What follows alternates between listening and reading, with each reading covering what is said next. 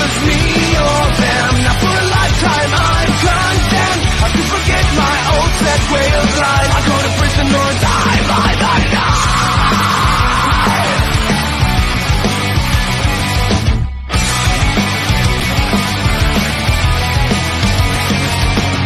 I hear the sirens, they are closing.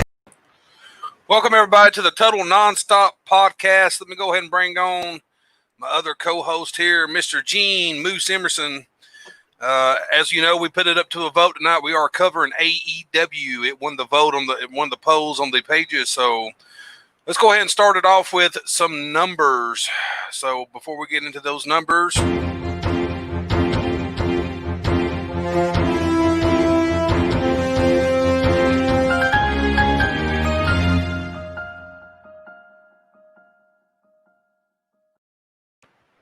in wrestling news, AEW and NXT numbers are both down, despite how good the AEW show was this past week. And as normal, AEW beats out NXT again with 900,006 to 718,000. That's the numbers are starting to get a little bit more of a wider gap. It was about like around, I think, 190,000 to 200,000 was usually the gap. That was between the two, and now AEW is getting where they're pulling further and further away.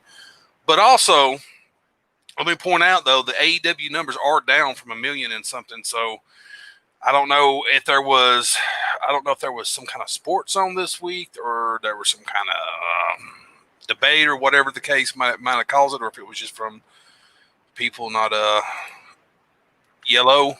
He said he meant hello. But we'll take the yellow. We'll take hello. Also on the news, the Florida Strike team is investigating WWE locations as possible COVID hot zones down in Florida. So we'll see how that plays out. Also, Undertaker rumors for Survivor Series. Please, Mark. I know you will not see this because there's no way that you give a shit about my podcast. But Mark. Please, for the love of God and everything that's holy, do not do it. Don't do it. Stop it. Yeah. The only way I would want him to come back is in a match against Sting, and it would not be.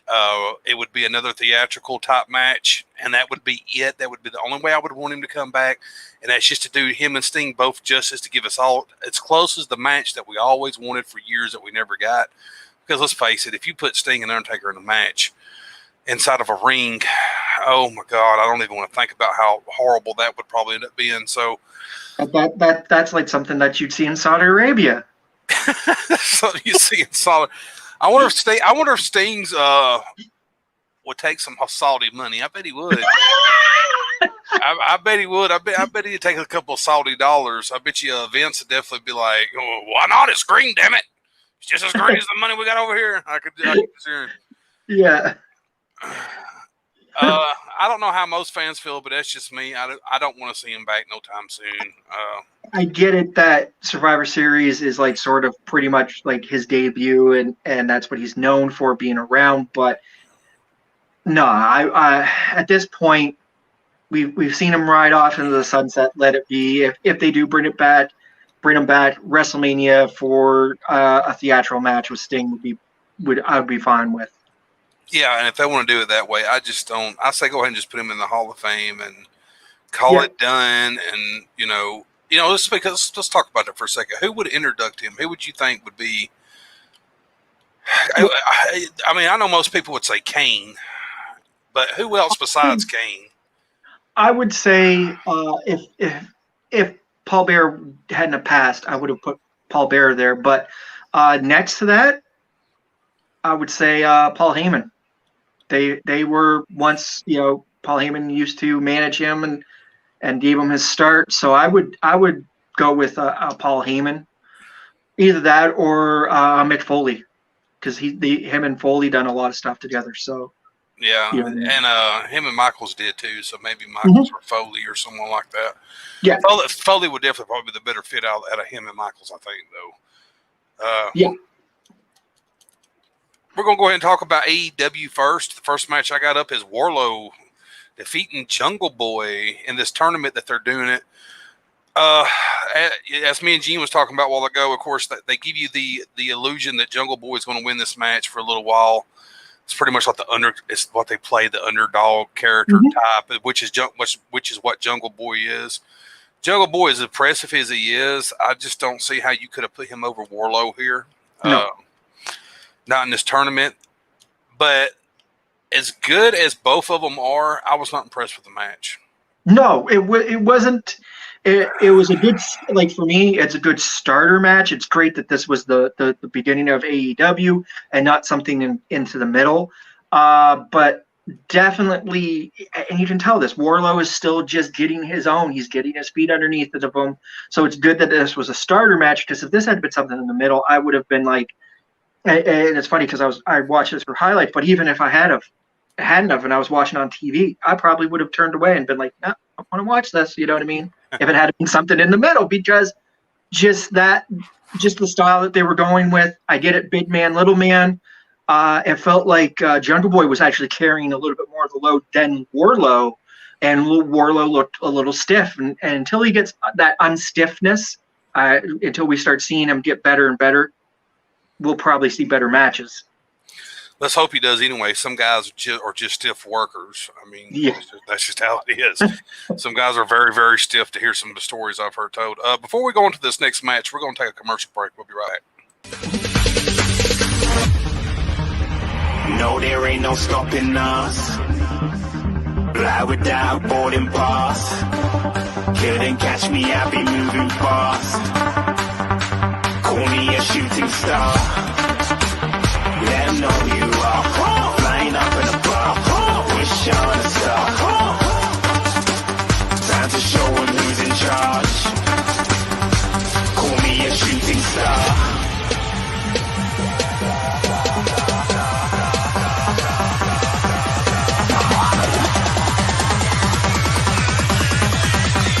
Shooting stars. Didn't even get to bronze.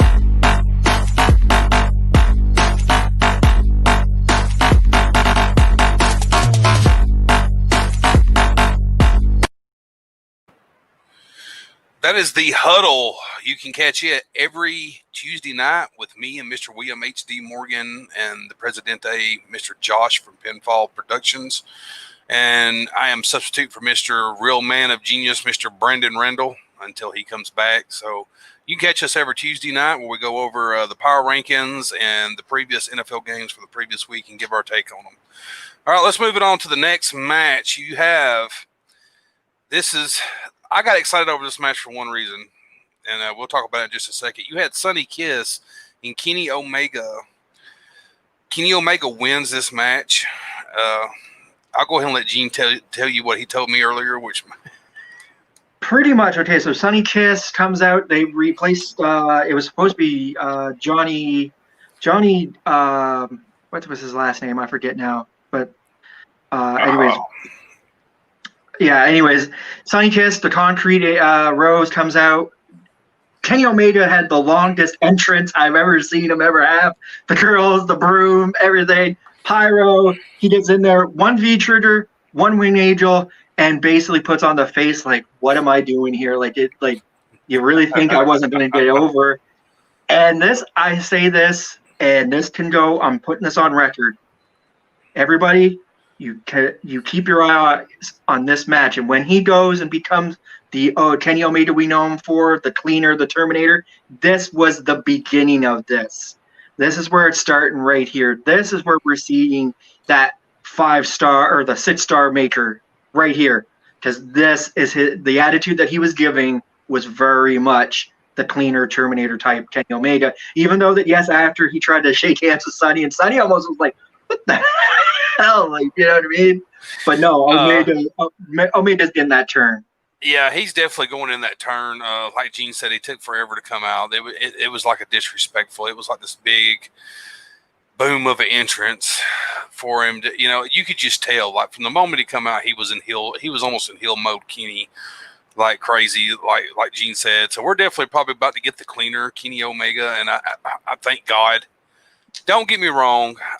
I'm not going to sit here and shit on the work that he's done so far in AEW. I know a lot of people love to do that.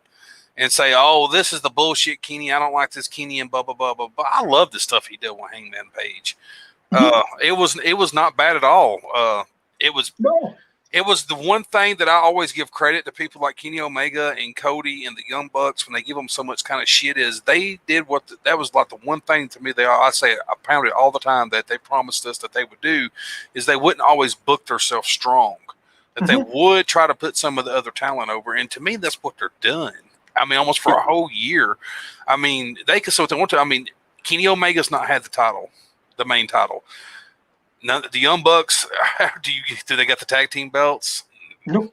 No. Okay, you got Cody. Cody's got a mid-card belt. Okay, so it's not like they're doing exactly what they promised us when everyone said that their egos would never allow them to book correctly, that they would always only book themselves strong. So they're kind of like taking that and rubbing that in everybody's face. And I think it's due. I have no problem with Kenny Omega coming as a heel. I don't have no problem with him going after the main title. I don't have no problem with Cody going after the main title because they let a whole year for it to build up, so you got to know the other characters of AEW. That's right. That's right. At this point, this is the right time. It's like I was saying to you, Tommy, before we got on. The roster of AEW is now built strong enough that you can have them, the Young Bucks, Cody, Kenny Omega, Page, be pushed the right way and be okay with it, because they did that year long of booking themselves so, if you want to sort of say, so bad that everybody's like, oh, I want now you can get what they want because you've got that roster, you've got that build in place, everything's set, the foundation is good. So I love it. Honestly, loved what Omega did right from the beginning. It was perfect. They had to do it that way because what some people don't understand, they could have come in there and they could have put the belt on Kenny. They could have put the belt on Cody, but it would have died in 6 months. That's right. Everybody would have got bored with it so damn quick. And what they did, they were smart. They didn't shoot their whole bullet, so to say, on one, on a 6 month show. They were smart in a long-term storytelling type situation. So long-term booking. Yeah, they was definitely smart about that because they could, because them not doing that, like I said, gave you time to get to know who Sonny Kiss is. It gave you time to know who some of these other tag teams are. That's right. Not everybody knows, even though they would call themselves big wrestling fans. Mainstream fans, a lot of them didn't know who the hell Pentagon and all these guys are, and they have no clue. If you didn't watch the indie circuit, or you didn't watch New Japan, or Lucha, or something like that, Underground, or if you didn't catch a TNA, or if you just totally just didn't catch Japan, which a lot of people don't catch Japan because it's a hard timing to get into, and the matches are a lot different. If you didn't catch any of that, a lot of these guys, you don't know who they are, so they had to build them. Like, for example, a Lance Archer, a lot of people are going like, oh my, they're going by his last time he was in TNA and probably WWE at one point. They don't know what he's done in Japan. He was a monster and booked strong in Japan. Yeah, don't never judge a pro worker by what he did in another company, because I'll take a great example. Eric Young is a great example. Look what he's doing at Impact, and look what WWE made him. That's right. You know what I'm saying? Right. So you can't really compare those. Before we move it along, we'll be right back.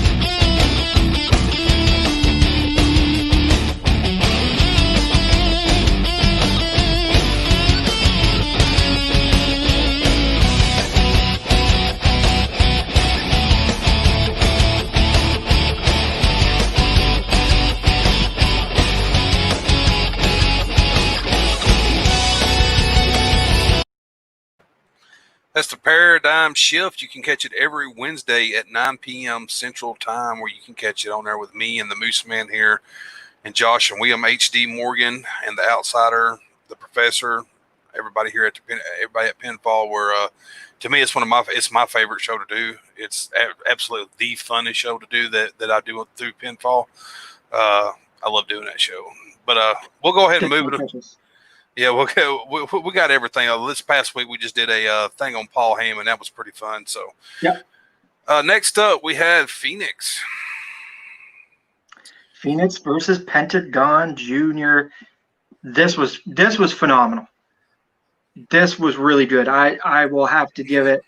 And even just a little bit before Pentagon and them came out, you had the video packages with what was it, Mox, and then you had the one with King, and they're going to be setting up for Full Gear as an I Quit match. That's going to be great.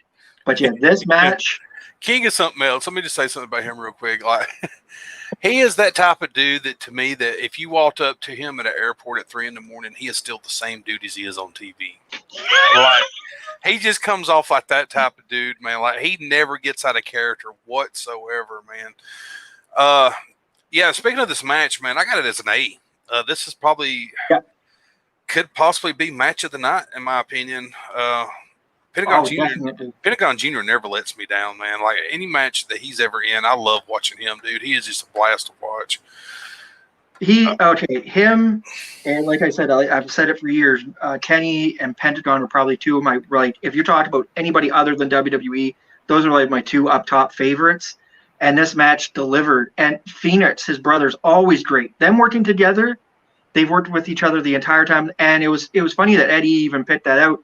Eddie King said that on commentary. He's like, these guys, when they first started, they had to work against each other. They were telling people that they weren't brothers. They were fighting with each other all the time, like constant. So they know each other so well. And when they do matches, they leave it all out there for you. So it was a phenomenal match. Oh, yes, it was. Next up, you had Hangman Page and Colt Cabana.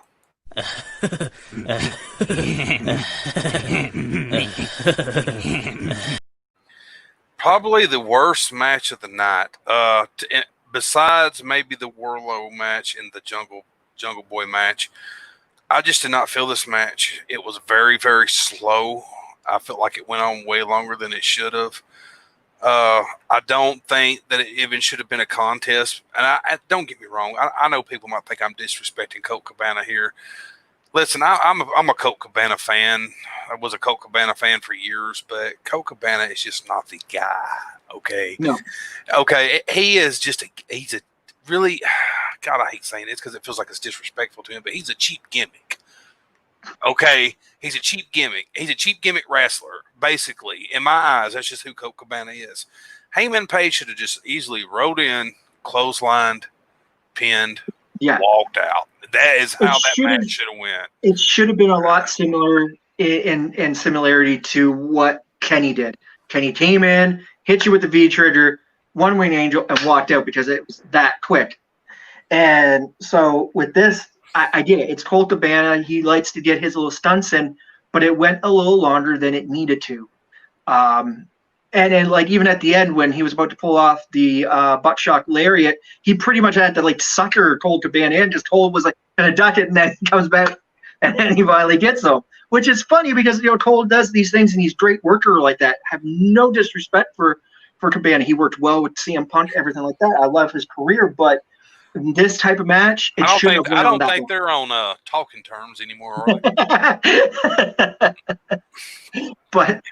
And that's crazy to know that they were like arm to arm in those lawsuits. Yeah. And they were all buddy. And then once that money started coming through, they kind of figured out, well, you know what? I don't really like you. I don't really like you either. So that's basically what happened in a nutshell. Yeah, yeah, man. I like slow matches. I don't mind them. I like a good slow build match. Some people don't. I do, but you have to do it when it's necessary. And to me, Page and Colt Cabana is not the way to do it. This was one of the, and I don't usually bitch about AEW booking, but this was not very good booking on the part of AEW. I know it was just a match that they threw in here for this tournament. That's pretty much all it is. It's just really a filler match, is what it was. Because you can't have all the super talent versus super talent every match. So, I mean, I get what they was doing here, but I just was not a fan. And that sets up this tournament. Now we're going to see Warlow versus Hangman Page, and then we're going to see Rey Fenix versus Kenny Omega. So it's going to be blockbuster matches at this point. Yeah, which is Phoenix versus Omega is going to be fire. That's going to be a good match. That's going to be a really good match. And it's funny because Penta and Phoenix gave you like a pay-per-view quality match, so you know the match that Kenny and Phoenix are going to give is going to be the same. Yeah, you're damn right it is. We'll be right back.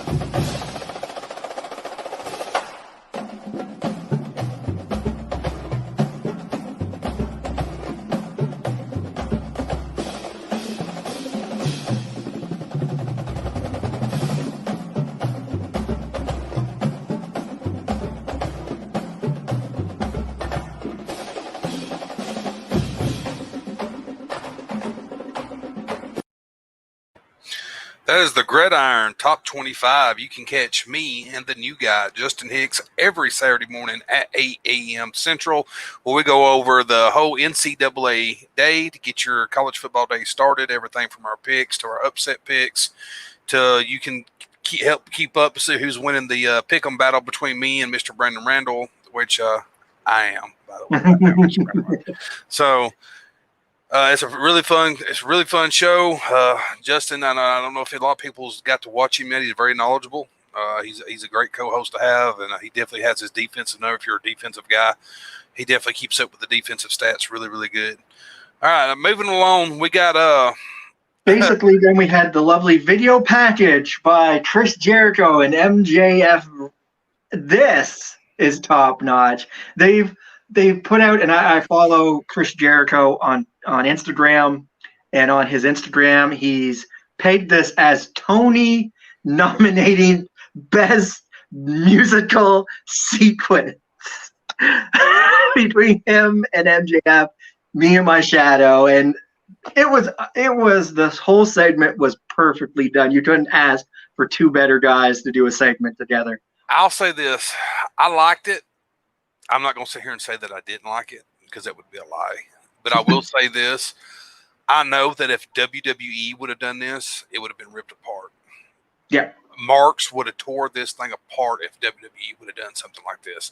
They would have called it cheesy and lame and all kinds of stuff. And this is just one of those many examples that I try to point out to certain marks that AEW is a lot like WWE. The only thing about it is the booking is better.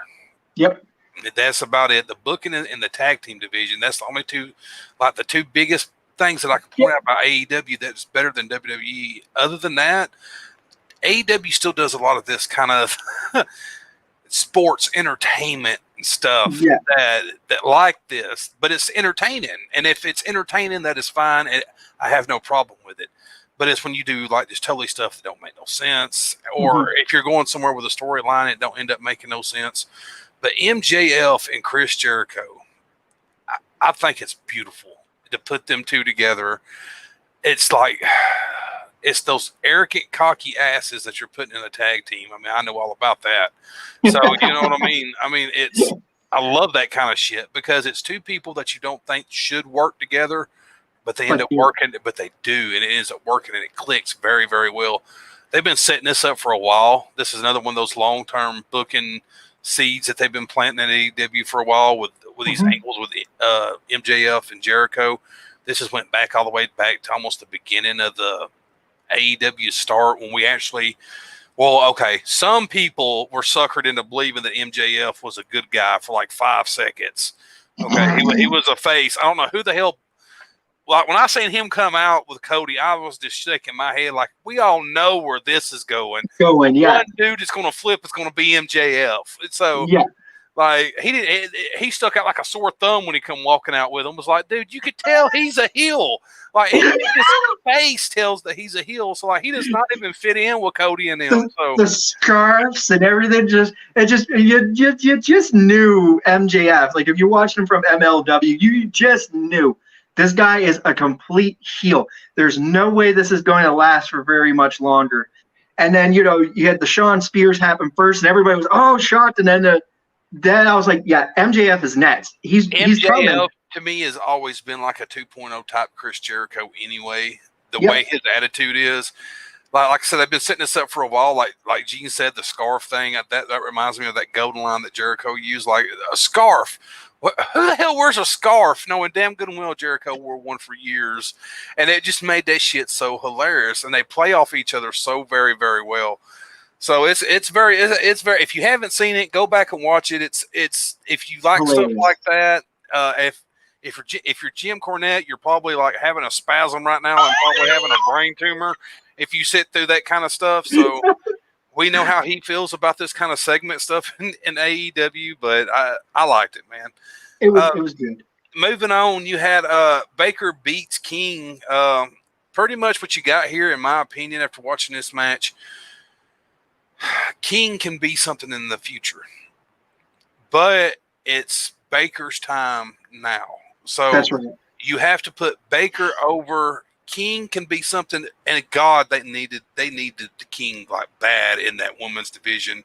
Yeah. We all know that anybody, like even true AEW fans, if you ask them 1 weak point of the AEW show, the first thing they usually say is the women's division. The women's division, yeah. It's always terrible. It's it's getting better. I'll give them this. That they're starting to improve here and there on little things.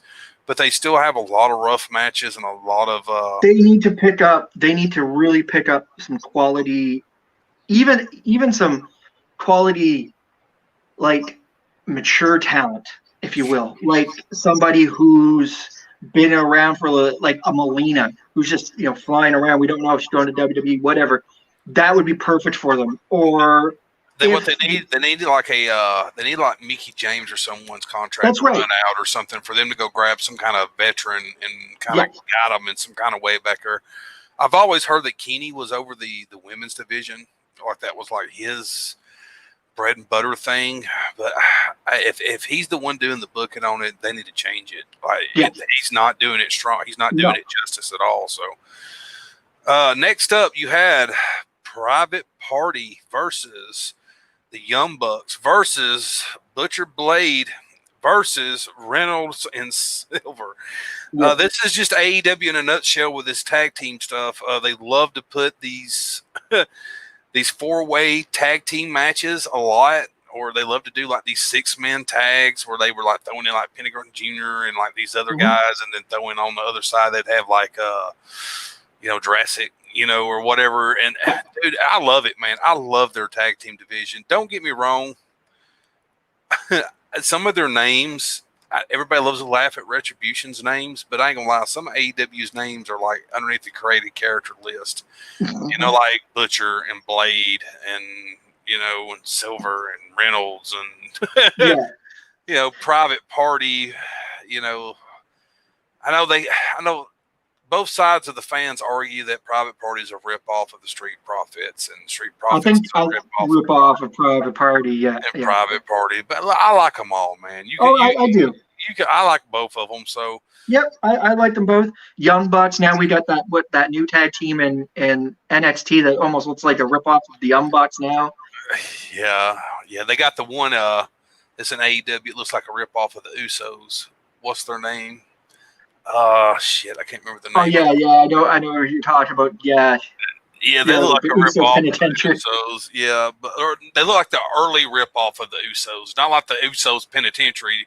They look like the ones that come out dancing with the half-painted face and stuff with the Samoan stuff. That's what they look like more than anything. But they're going to copy. Okay, guys, that's just what they're going to do. Stop bitching that. Yeah. I can't stand seeing Marks argue over stupid shit like that because they'll say, well, AEW copied that from WWE. Well, WWE copied it from WCW. Dude, wrestling's been around for over 100 years. Everything that you can just about think possibly to be done has been freaking done. Scott Hall has been quoted one time before, and he said this, and this is one of the genius things that Scott Hall has ever said, probably in his drunken stupor sometimes. But he said, once you raise the bar up so high, and you reach that pinnacle up so high, and you've seen it in wrestling. If you go back and watch from like the late 90s all the way up to like 2000s and something, when people thought it was starting to get stale, you know why it started getting stale? Because what else could you do? That's what Scott Hall said. Scott Hall said, other than lighting the damn building on fire and burning it to the ground, we have literally done everything. So, like, it is very hard to come up with new creativity stuff that's not right. already been done. So it's now time. Like it's like history. It just goes right back, and you got to redo it. Does. They redo it all the time. Okay, let's take the. We don't going to get too far off subject here, but let's take the Macho Man and the Hogan segment with Miss Elizabeth. How many times has that been done? Yep. Think about it. It was done not long ago between like Tommaso Ciampa and Johnny Gargano. It was done in that almost that kind of. That one had a way more edge on it because that got nasty the way they did it, but it's been done over and over and over. And I guarantee you, you probably ask Jim Cornette, and he probably can tell you sometime back in 1930 something, who hell knows, that's probably been done before, and they copied it, an idea that was already kind of half-assed done to that degree. Yep. Nothing's original, people. Get off of it. Just let the shows run. Enjoy wrestling. Stop the arguing and the bitching, and just be happy about. In this match, in this big old fatal four-way, if you want to call it, of tag teams, I love the spot when the Young Bucks did the Meltzer driver mixed in with the senton. That I thought right there, that's over. It's done with. The match is done, and then the save comes in. This match was really good because you had really good tag teams to buy back between it, and this was all to try to gain to a spot to take on FTR. So it's definitely was well done. Well done. Yes, it is. And they always come up with some kind of like crazy Canadian destroyer type outside flip off the apron onto four dudes type thing. Every time they do one of these crazy ass tag matches, and they keep being inventive with it. Like they don't never make me bored. Every time they do one of these tag matches, I know some people don't like it. Some people say, all it is a bunch of flipping and flopping and it's a spot fest. It's a spot fest, but dude, it's still entertaining to me. I don't care. It's if I got something out of it, I don't care. We're gonna run over SmackDown, just like a very, very quick thing that's going on over there. For the other that does not know, you got Roman Reigns that's going to be taking on Jey Uso in a Universal title Hell in a Cell match / an I Quit match. I was thinking this the other day. I'm like, how does that work? It's the Hell in a Cell is already, there's no like disqualifications. It can't get any worse. It can't get any better. But no, we're going to add an I Quit. So the only way that this match gets stopped is by one of them saying I quit. Does that mean that he's going to sit there and beat him with a chair and telling him how much he loves him like he's been doing? I ain't gonna lie, it's getting very entertaining. When Jay took that chair and said, I love you too, Oos, and hit him with a chair, I was like, yes, dude, this shit is getting so good. I don't know really where they're going, because one moment I think that maybe possibly they're going to start the Samoan type connection thing with Paul Heyman with the Usos, but then there's this other moments that I'm like, they're not going to go in that direction. But Roman Reigns has been quoted for saying about this whole thing that they're long-term story building here. They're not trying to do nothing real fast. So they're building up to something. I just don't know what the hell it possibly could be. And I like that. Myself personally, as a wrestling fan, I hate to say this, but I actually no, I don't hate to say this. I say this all the time because I don't want to make other people feel bad, but I love long-term booking over short-term booking. Short-term booking hurts you in the long run. Because when you do short-term, you use up like a bunch of stories that you could legit pass on for a little bit longer. Right. You sure could. 1 second.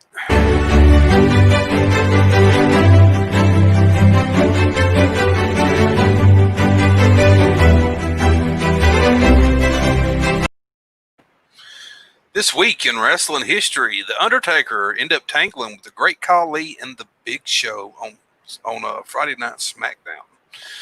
The Undertaker got the win, of course. Yeah. This is one of those.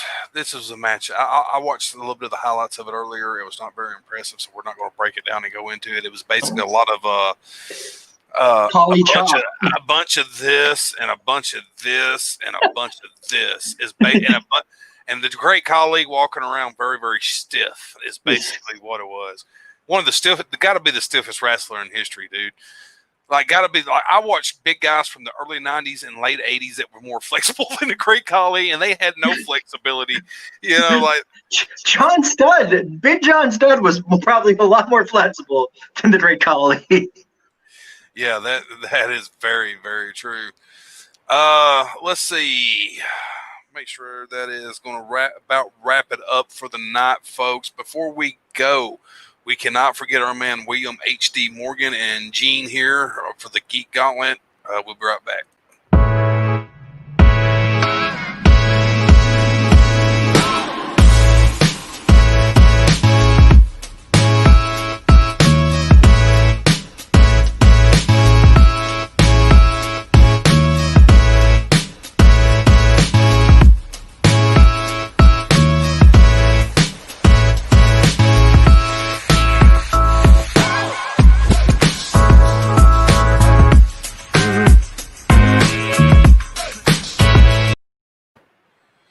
That is the Geek Gauntlet.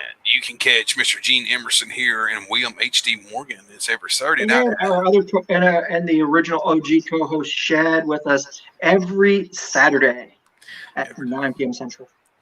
You sure that's the right time? Well, make sure you got the time right there, Slip. I do believe it's 9 p.m. Central. Speaking of which, if anyone is looking to get into the podcast, you can get with us here at Pinfall Productions. We can help you make your podcast come true. All you got to do is already have your show idea into play, have your page set up, allow us to stream on your page, and for that we will run commercials for your page and also help you get your podcast set up and possibly team with Pinfall Productions. Mm-hmm. You can get with me. You can get with Mr. Josh El Presidente over at Pinfall, or Mr. Brandon Randall, or Gene, or anyone. I mean, we'll all get together one way or another. It all end up breaking out for us. I was trying to look for something here. There we go. As you can see, we have 7 p.m. Central. Yeah.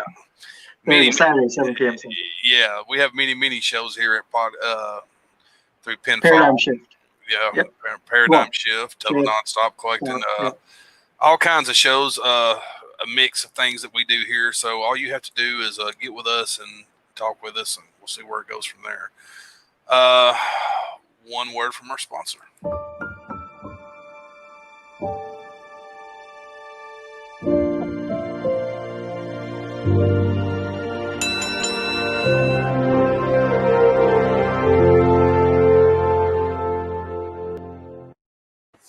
There it is, guys. We're going to go ahead and wrap this on up. That is the end of our show. If you have a show that you would like for us to recap, whether it be Monday Night Raw, whether it be SmackDown, AEW, NXT, hell, I don't care if it's New Japan or if it's Impact. If you want us to recap it, go over it, whether it be a pay-per-view, whatever the case may be, get in my inbox and we can make it happen for you. Until next week, guys, so long, and y'all have a nice night.